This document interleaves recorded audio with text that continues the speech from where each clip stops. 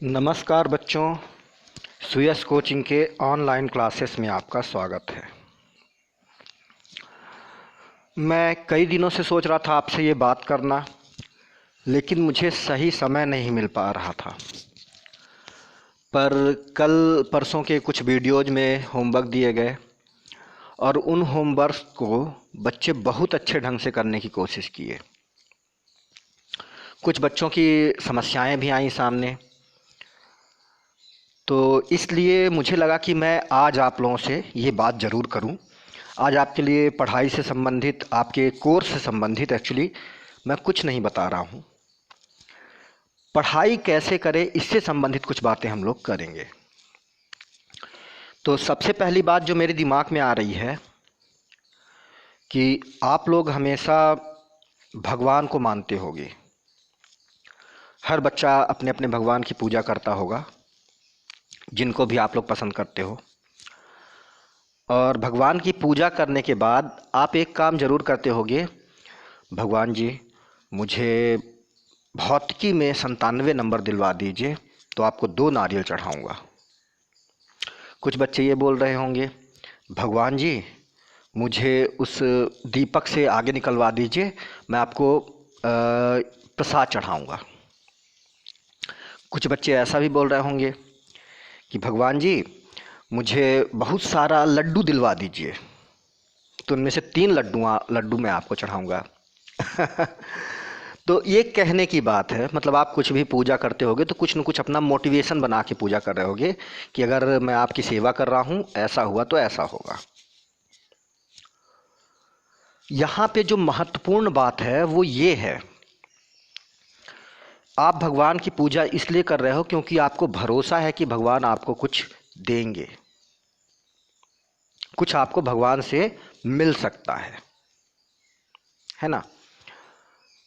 तो अपने दैनिक जीवन में आप लोग देखिए कि ऐसे कितने व्यक्ति हैं जिनसे आप कुछ मांगते हो और आपको मिल जाता हो। एक छोटा सा एग्जाम्पल है, जैसे मान लीजिए आप अपने द्वार पे खड़े हैं, कोई बंधुजन सामने से गुजर रहे हैं, आप उनसे अगर कुछ मांग लेते हो, अंकल जी थोड़ा सा पेन दे दीजिए मुझे लिखना है, या अंकल जी अपना पेन दे दीजिए मुझे लिखना है, तो सोच के देखिए क्या वो अंकल जी अपना पेन आपको देकर चले जाएंगे?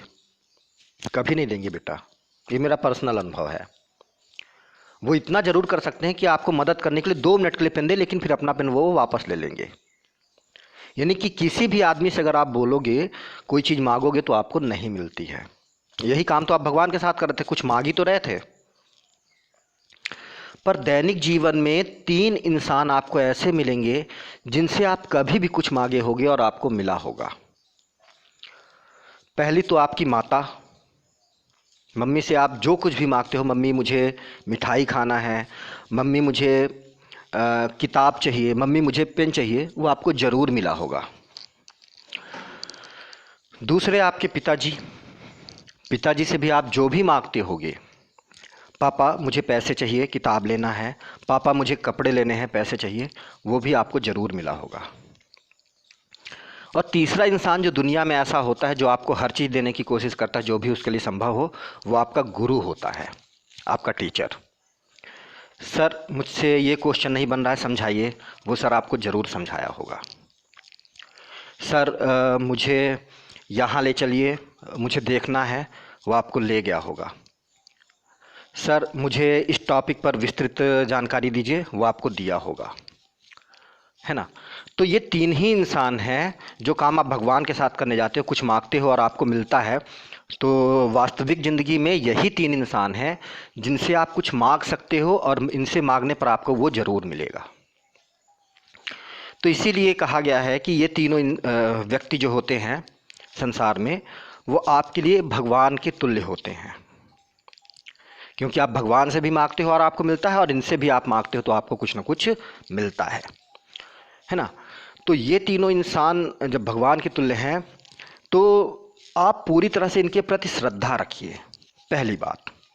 और उसी श्रद्धा के साथ मेरी आज की पूरी बात आप लोग ध्यान से सुनिए, और अगर हो सके तो इसको अपने पूरी ज़िंदगी के लिए अपने जीवन में अप्लाई कर लीजिए, ठीक है। तो चलिए आगे देखते हैं क्या हमने बात की है आपसे आज। मैं आपसे छोटे छोटे 3-4 क्वेश्चनों पर आज चर्चा करूंगा, जो कि मैं आपको पहले ही बता चुका हूं कि इस समय जो आपके प्रश्न आए मेरे पास, जैसे प्रश्न आए और जो चीज़ आप लोग हमसे पूछे हो, तो उसका जवाब इन्हीं प्रश्नों के अंदर छुपा हुआ है। ठीक है। इसके बाद जिनके भी जो क्वेश्चन आए थे मैं उसको सॉल्व करके भेजूंगा इस वीडियो के बाद आपके व्हाट्सएप पे। लेकिन पहले आप इसे ज़रूर देखिए, तो आपको एक अलग ढंग का मोटिवेशन मिलेगा, जिसके द्वारा काफ़ी सारे क्वेश्चन आप लोग खुद ही सॉल्व करने लगोगे। तो सबसे पहला प्रश्न जो आता है कि हम पढ़ें क्यों, क्यों पढ़ें। मम्मी बोल रही हैं कि बेटा पढ़ो, पापा बोल रहे हैं बेटा पढ़ो, उसी में कल्याण है। मैं बोल रहा हूँ बेटा पढ़ो, तभी कल्याण है आपका। तो क्या यही वजह है आप पढ़िए। और फिर बचपन या छोटे बच्चों की बात करें जो KG1 KG2 पहली दूसरी में है, उनको तो हम लोग बोलेंगे बेटा पढ़ो, वो पहले नहीं पढ़ेंगे, फिर बेटा हम टॉफ़ी देंगे इसलिए पढ़ो। तो उनको तो कारण मिल गया कि वो क्यों पढ़ें, क्योंकि वो पढ़ेंगे तो उनको टॉफ़ी मिलेगा। पर आपके लेवल में अगर मैं बोलता हूँ बेटा आज आप पढ़ो 1 घंटे फिजिक्स, तो मैं आपको एक छोटी सी टॉफ़ी दूंगा 50 पैसे की। तो मुझे नहीं लगता कि ये लालच आपके लिए सफिशियंट है कि आप पढ़ने बैठ जाइए। इस एज तक, जो आपकी एज है, उस एज तक पहुँचते पहुँचते आप लोग समझदार हो गए होते हो। तो जब आप समझदार हो गए हैं तो इसके लिए एक कहानी सुनाता हूँ। अगर वो कहानी आपको समझ में आती है तो आपको इसका जवाब मिल जाएगा कि आप क्यों पढ़िए। ये कहानी कुछ बच्चों, 2 दोस्तों की है, जैसे आप लोग दोस्त हो, राम और श्याम। राम और श्याम दोनों दोस्त एक साथ एक स्कूल में पढ़ा करते थे। तो इसमें से राम और श्याम एक ही स्कूल में जब थे, तो राम जो था वो ज़्यादा पढ़ने में ध्यान दिया करता था, जबकि श्याम ज़्यादा खेल कूद, घूमने फिरने और मस्ती करने में ध्यान दिया करता था। अक्सर राम श्याम को बोला करता था श्याम पढ़ो, तो श्याम बोलता था अरे यार क्या पढ़ें, थोड़ा मस्ती कर ले, फिर तो पढ़ाई ज़िंदगी भर होगी। बस इसी तरह से इनका दिन बीतता गया। दोनों 8वीं तक साथ में पढ़े, और इसी तरह से राम जब पढ़ाई में ज़्यादा ध्यान दे रहा था तो राम के अच्छे प्रतिशत आ रहे थे, और श्याम जब कम पढ़ाई में ध्यान दे रहा था तो उसके पास हो जा रहा था, लेकिन उसके प्रतिशत अच्छे नहीं थे। 8वीं क्लास के बाद राम के मम्मी पापा कहीं बाहर दूसरी जगह जाने लगे, तो राम वहाँ से चला गया और श्याम वहीं पर पढ़ता रहा। अब पहले राम की कहानी सुनाता हूँ, फिर श्याम के साथ आगे क्या हुआ ये बताता हूँ आपको। राम दूसरी जगह गया, वहाँ भी वो अपने आदत के अनुसार पढ़ाई जारी रखा। 10वीं में अच्छे परसेंट लाया, 12वीं में अच्छे परसेंट लाया, ग्रेजुएशन किया। उसके बाद आईपीएस की तैयारी किया, आईपीएस को क्रैक कर लिया, उसने निकाल लिया, और उसके बाद वो कलेक्टर बन गया। मतलब जब राम और श्याम अलग हुए थे उससे करीब 10-12 साल बाद राम क्या हो गया आपका, ऐसी मेहनत कर करके, पढ़ाई कर करके कलेक्टर बन गया। अब आइए राम के अलग हो जाने के बाद श्याम के साथ क्या हुआ उसको मैं आपको बताता हूँ। श्याम वहीं पर रहा आया, मस्ती खेल कूद में ही ध्यान देता रहा, पढ़ाई से उसका ध्यान हट गया। जब वो 10th पहुँचा तो 10th में फेल हो गया। उसने दोबारा 10th का एग्ज़ाम दिया, उसमें भी उसको सफलता नहीं मिल पाई। अब उसके बाद क्या हुआ कि जब 10th में सफलता नहीं मिल पाई तो आगे पढ़ाई उसकी बंद हो गई। अब जैसे जैसे उम्र बढ़ी तो पढ़ाई बंद हो चुकी थी, और जीवन यापन के लिए आपको तो मालूम है कि कुछ न कुछ काम करना आवश्यक होता था। तो श्याम क्या किया कि काम ढूंढने के चक्कर में एक दुकान में काम करने लगा। वहाँ पे उसे क्या हुआ कि एक हाथ गाड़ी का काम दिया गया कि आप हाथ गाड़ी पे काम करोगे। इसी तरह 10-12 साल उसका, इस श्याम का भी बीता, और वो वही काम करता रहा। और इसी 10-12 साल के अंतर में राम कलेक्टर बन चुका था। जब राम कलेक्टर बन गया तो उसे अपने गांव की याद आई, अपने घर की याद आई कि मैं वहाँ रहता था, वहाँ मेरा दोस्त श्याम था। तो उसी को मिलने के हिसाब से राम एक दिन अपनी कार या जो भी गाड़ी उसके पास रही हो, ड्राइवर को साथ लेकर अपने गांव वापस जाने लगा। जाते जाते रास्ते में उसने क्या देखा कि एक थोड़ा मेहनती व्यक्ति एक हाथ गाड़ी को ढो रहा था, और जैसे ही उस हाथ गाड़ी से आगे उसकी गाड़ी निकली राम की, तो राम मुड़कर देखा तो उसका दोस्त श्याम था। तुरंत राम अपनी गाड़ी को रोका, उतरा, आया श्याम के पास, बोला अरे श्याम। श्याम तो पहले राम को पहचान नहीं पाया, काफ़ी दिनों बाद देख रहा था। फिर उसे याद आया कि अरे ये तो मेरा दोस्त राम है, दोनों गले मिले कृष्ण सुदामा के जैसे। तो मैं कहानी यहीं पे ख़त्म कर रहा हूँ, कहानी आगे भी है, लेकिन आपको जो उत्तर ढूंढ रहे थे आप, उसका उत्तर इतने में आपको मिल जाएगा। तो इन दोनों दोस्तों की इतनी कहानी में आप एक चीज़ देखे होंगे कि राम चूंकि मेहनत किया तो एक सम्मान भरी ज़िंदगी जी रहा है, कलेक्टर बन गया है और बड़े आराम से उसकी आगे की ज़िंदगी कट रही है। और श्याम ने पढ़ाई के समय थोड़ा सा मस्ती कर लिया तो आगे की ज़िंदगी लगातार उसे हाथ गाड़ी धोना पड़ रहा है, मेहनत का काम करना पड़ रहा है। तो हम पढ़ें क्यों, इसका जवाब यही है बेटा कि अगर आज के समय में आप लोग थोड़ी मेहनत कर लेते हो, अगर आज आप लोग थोड़ी मेहनत करने जाओगे तो ज़िंदगी आपकी पूरी क्या होगी, आराम से बीतेगी। आप इसको डिवाइडेशन ऐसा करो कि पढ़ाई का समय आपका अभी मान लीजिए 5-6 साल 7 साल और है, और बाकी की ज़िंदगी जो जीना है आपको वो 40 साल है। तो समझ में ये बात आती है कि अगर शुरू के 5-6-7 साल जो पढ़ाई का है उसमें अगर आप मेहनत करते हो तो बाकी के 40 साल की ज़िंदगी आपकी बड़ी आराम से गुजरेगी। पर अगर ये शुरुआत वाले 5-6-7 साल तक आप क्या करते हो, मस्ती कर लेते हो, तो बाकी के 40 साल ज़िंदगी में आपको मेहनत करनी पड़ेगी। तो क्या ज़्यादा अच्छा है, आज की मेहनत और ज़िंदगी भर का आराम, या कि आज की मस्ती और ज़िंदगी भर की मेहनत? ये आपको डिसाइड करना है। और जब आप ये डिसाइड कर लोगे तो आपको इस चीज़ का जवाब मिल जाएगा कि आप पढ़ो क्यों, है ना। तो इसीलिए आप अपने दिमाग में बस ये बना के रखिए कि आज मेहनत जो करेगा वो ज़िंदगी भर आराम करेगा, और जो आज आराम करेगा वो उसे ज़िंदगी भर मेहनत करना ही पड़ेगा। तो इसी सोच के साथ आगे बढ़िए तो आपको समझ में आ गया होगा कि आप क्यों पढ़ें। ठीक है, अगला प्रश्न आता है जब आपका मन बन जाएगा कि हाँ अब हमें पढ़ना आवश्यक है और आप पढ़ने बैठोगे, और जब आप पढ़ोगे तो एक बार कोई चीज़ पढ़े तो सबसे पहला क्वेश्चन आएगा, सर पढ़े तो बहुत बहुत मेहनत किया सर हम, लेकिन हमें समझ में ही नहीं आया।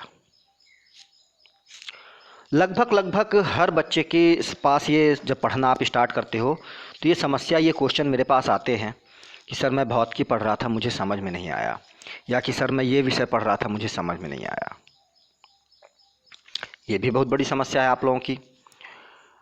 समझ में नहीं आया इसका रीज़न बहुत बड़ा नहीं होता, बहुत छोटा सा होता है। क्योंकि जब आप लोग ऐसा सोचिए कि जब आप लोग कोई भी टॉपिक सबसे पहली बार पढ़े रहे होगे, आप लोग बचपन का एकदम याद करिए, सबसे पहली बार में आपको जब, या कोई भी टीचर आपके जब ABCD आपको सिखा रहे थे, तो टीचर को तो बनता था ABCD, तो वो पूरा A से लेके Z तक ABCD EFGH करके बोल गए। आपको ये बात पसंद आई कि हमारे सर से बहुत बनता है, लेकिन जब आपसे पूछा गया कि हाँ बेटा अब आप सुनाओ A B, उसके बाद क्या था आपको भूल गया था, है ना। इसके बाद क्या हुआ था, इसके बाद सर ने आपको फिर से ABCD सुनाया, आप दोबारा सुने तो दोबारा आपने कितना बोला ABCD, E तक गए आप, उसके बाद फिर से भूल गया, तीसरी बार, चौथी बार, पांचवी बार, ठीक ना। पर छठवीं 7वीं बार आपने भी पूरा ABCD याद कर लिया, आपको भी याद हो गया। यानी कि ABCD सीखने में आपको कितना टाइम लगा, 6 बार लगा। अच्छा, इसके बाद सर आपको काका गागा सिखाने गए, तो काका गागा आपने केवल 3 बार में सीख लिया पूरा। तो पढ़ने का ये प्रोसेस ही होता है बेटा, जब आप किसी विशेष विषय में घुसते हो, स्टार्ट करते हो, तो शुरू में आपको कुछ समझ में नहीं आएगा, और जब आपको कुछ समझ में ना आए तो उस टॉपिक को आप कई बार पढ़िए, तो आपको पहला टॉपिक समझ में आ जाएगा। और जब पहला समझ में आया कई बार पढ़ने के बाद, तो अगला टॉपिक उससे कम बार पढ़ने में ही समझ में आने लगेगा, फिर उसके बाद वाला टॉपिक और कम बार में। इसी तरह जब आप धीरे धीरे बढ़ते जाओगे तो एक समय ऐसा आएगा कि कोई भी टॉपिक केवल आप एक बार पढ़ लोगे तो आपको वो आराम से समझ में आ जाएगा। पढ़ लोगे या सुन लोगे या टीचर की बात सुन लोगे तो एक बार में ही आपको समझ में आना शुरू हो जाएगा। तो ये पढ़ाई करने का बहुत ही अच्छा तरीका है। तो जो आपका ये प्रश्न था समझ में नहीं आता, इसका एकमात्र उपाय है कि जब आप स्टार्ट कर रहे हो तो एक ही टॉपिक को पहले कई कई बार पढ़ने की कोशिश करिए, और जैसे जैसे टॉपिकों में आप आगे बढ़ोगे तो फिर धीरे धीरे ऐसा होगा कि कम बार पढ़ने में भी आपको समझ में आना शुरू होगा, और धीरे धीरे ऐसी आदत आपकी बन जाएगी कि एक बार में आपको समझ में आना शुरू हो जाएगा।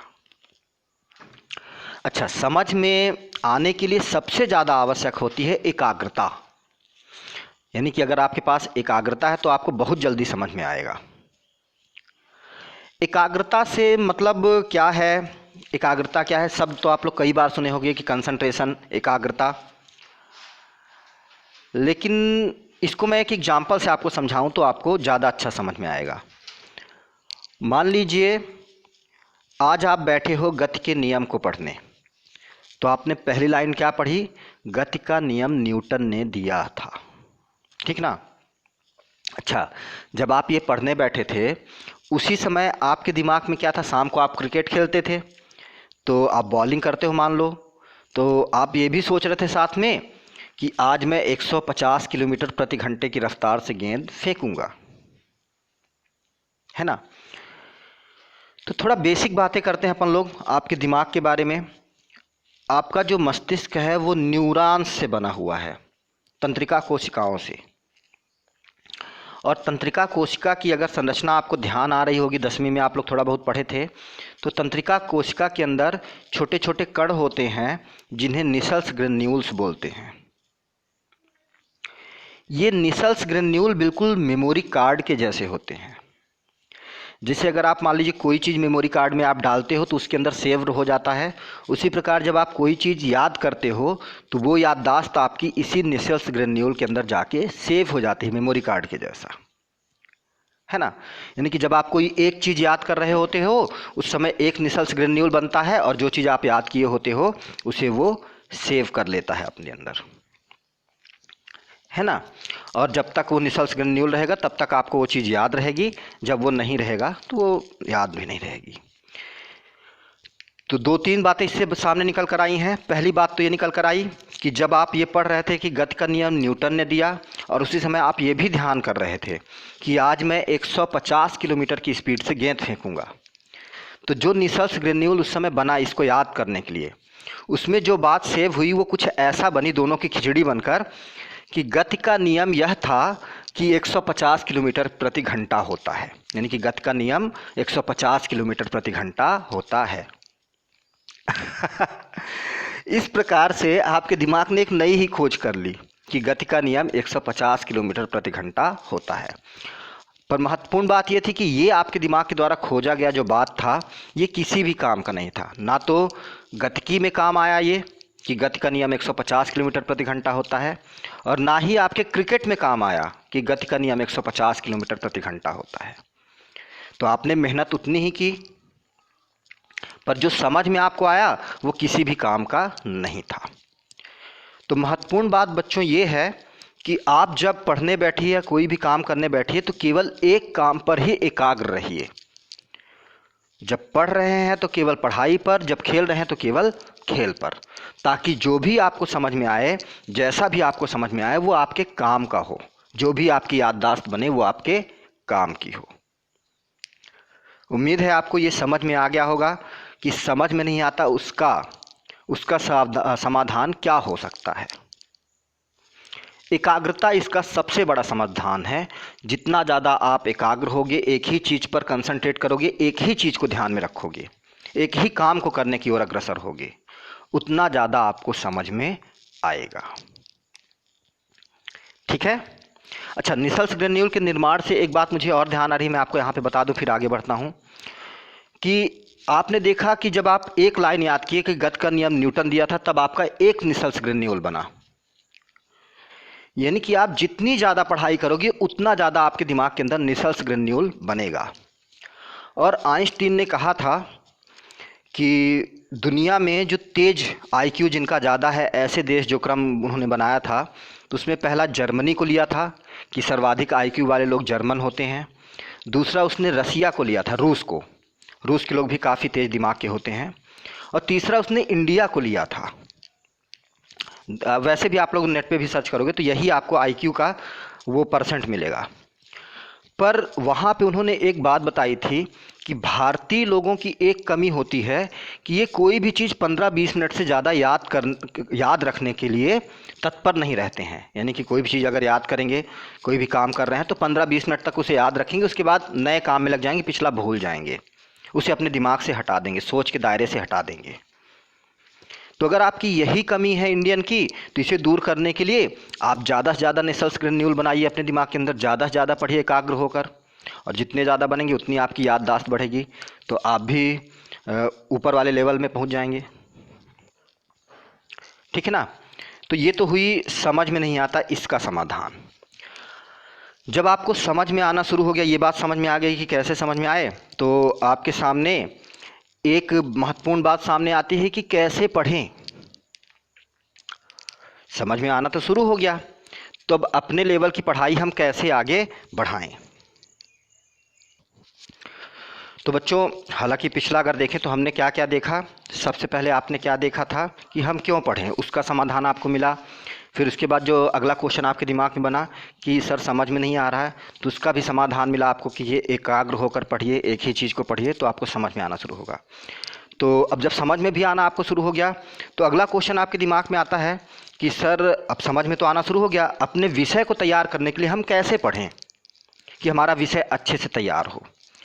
तो इसके लिए भी एक कहानी मेरे दिमाग में आ रही है, आप लोग कई बार सुन चुके हो कि एक बहुत ही कमज़ोर बच्चा था। वो कमज़ोर तो था लेकिन पढ़ने का इच्छुक बहुत था।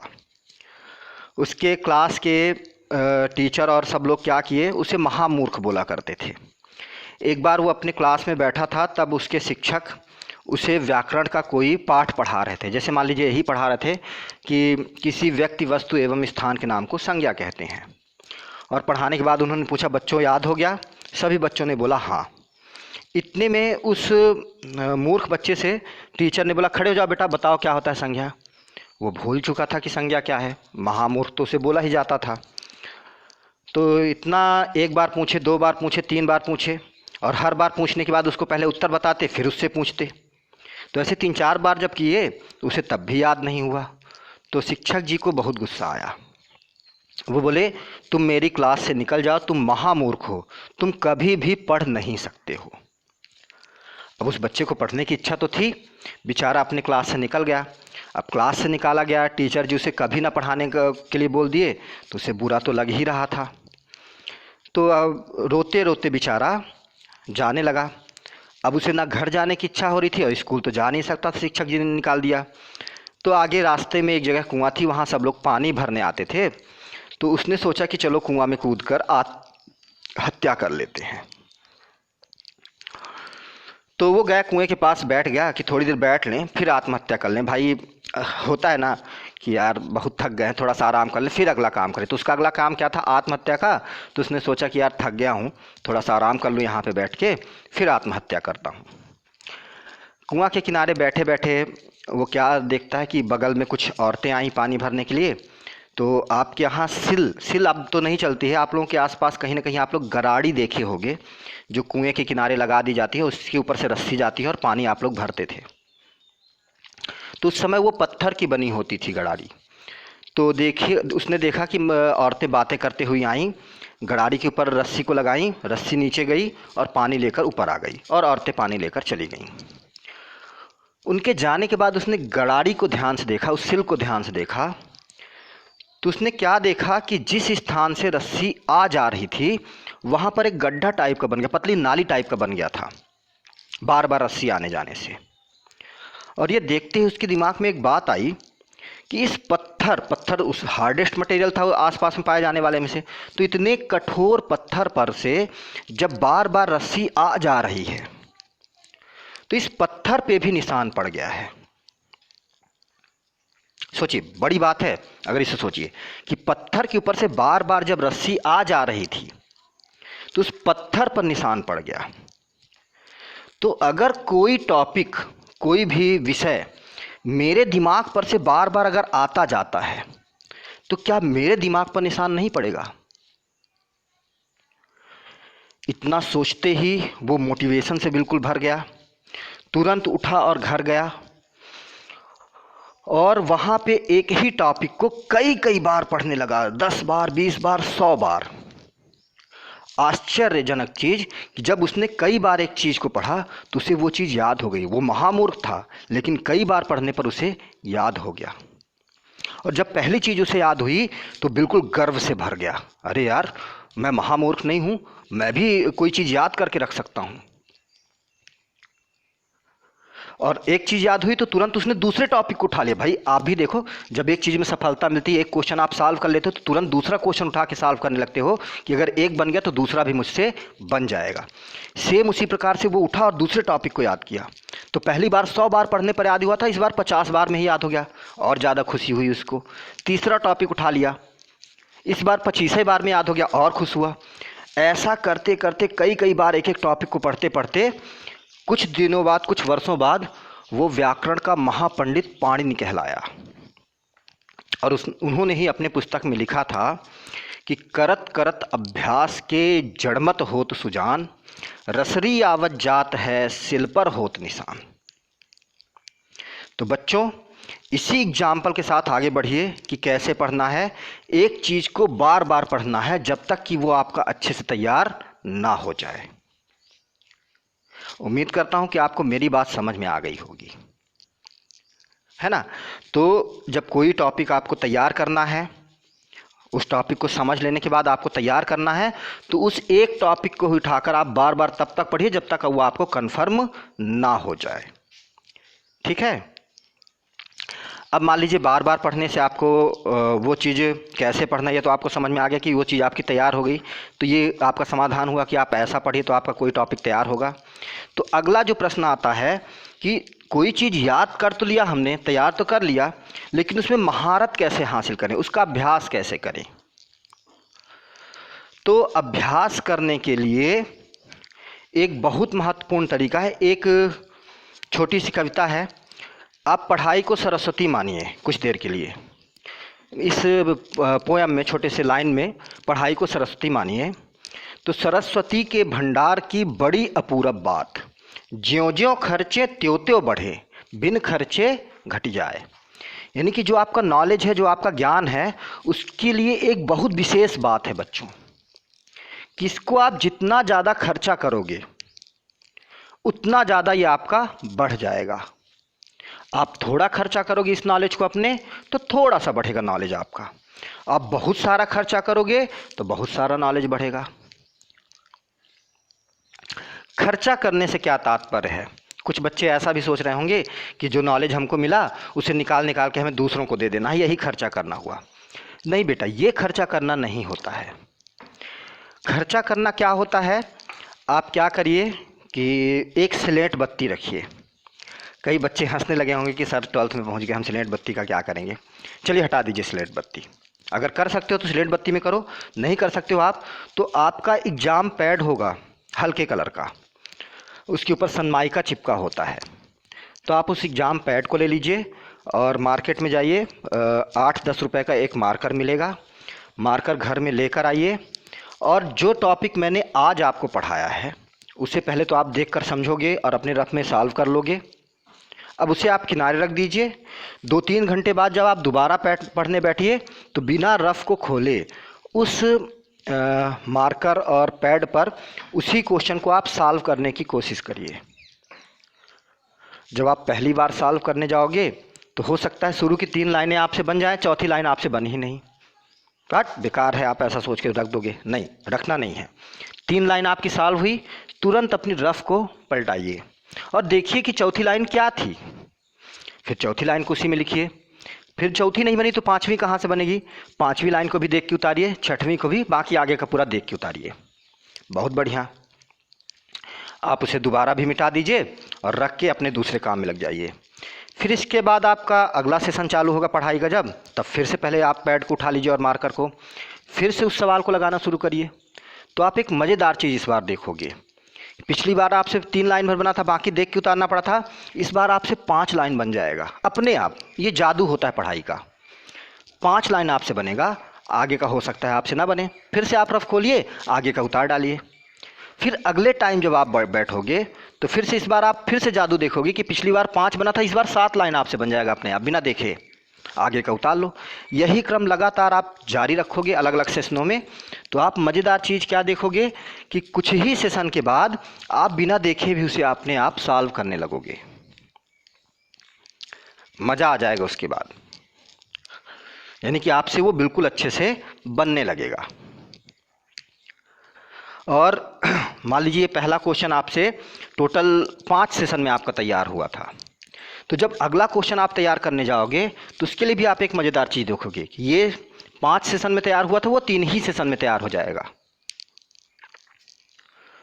और उसके अगला टॉपिक को आप देखोगे कि वो एक ही सेशन में आपका तैयार हो जाएगा। यानी कि जितना, मैं पहले भी इस चीज़ को आपको डिस्कस कर चुका हूँ कि जितना ज़्यादा आप समझते जाओगे, उस विषय में घुसते जाओगे, उतने कम समय में आपका नया टॉपिक तैयार होना शुरू हो जाएगा। तो इस प्रकार से आप पढ़ाई आगे बढ़ाइए। अगर हो सके तो खर्चने की जहाँ बात है, तो आपके आसपास अगर आपके ही क्लास का कोई स्टूडेंट हो, तो जो टॉपिक आपका नहीं बन रहा है तो आप उसे समझाने की कोशिश करिए, या जो आपका टॉपिक तैयार हो चुका है उसे समझाने की कोशिश करिए। जब आप समझाओगे तो यही तो खर्चना है, या तो आप अपने पैड में लगाइए या तो अपने दोस्तों को समझाइए, दोनों ही स्थिति में आपका ये तैयार होगा। लास्ट में एक महत्वपूर्ण बात, नॉलेज पूरी तरह से प्राप्त करने के लिए हफ्ते में 6 दिन होता है, एक दिन आपको छुट्टी संडे की मिलती है। संडे की छुट्टी इसलिए होती है बेटा कि 6 दिन में आपने जितना पढ़ा, संडे के दिन पूरे सारी चीज़ों को जो आपका तैयार हो चुका है उसे रिवाइज करने के लिए। और इस तरीके से अगर आप लोग पढ़ाई करते हो तो विश्वास मानिए, जो सबसे कमज़ोर अपने आप को समझता होगा वो भी काफ़ी अच्छा विषय को तैयार कर लेगा। मैं कोई परसेंट का टारगेट नहीं बना रहा हूँ कि आप इतने परसेंट पा जाओगे, इतने पर पा जाओगे, पर एक एग्जाम्पल ज़रूर अपनी दृष्टि का बताऊँगा। जब मैं पढ़ा रहा था तो एक बच्चा मेरे पास आया था जो 10th में काफ़ी कमज़ोर हुआ करता था, लगभग आप यही मानिए कि 40% के आसपास उसने पाया था। और 11th-12th में उसे बायो लेने की इच्छा थी, लेकिन वो डर रहा था कि सर इतने कम परसेंट हैं तो मैं कैसे पास हो पाऊँगा, कैसे क्या कर पाऊँगा। पर जब वो 11th-12th में आया, मुझसे इसी शंका को बोला, तो मैंने बोला कि बेटा आप ऐसा करो, ले लो बायो, मेरा कहना आप पूरा मानोगे तो आपका आएगा।